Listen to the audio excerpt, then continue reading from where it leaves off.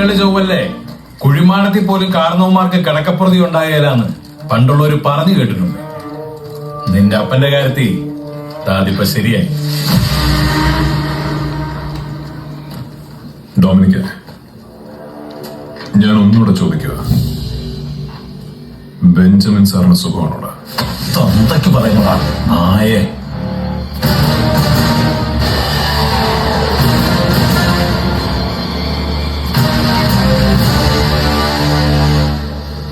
തന്തയ്ക്ക് പറയാൻ മാത്രമല്ലടാ, ഈ നാട് മുഴുവൻ നോക്കി നിൽക്ക്.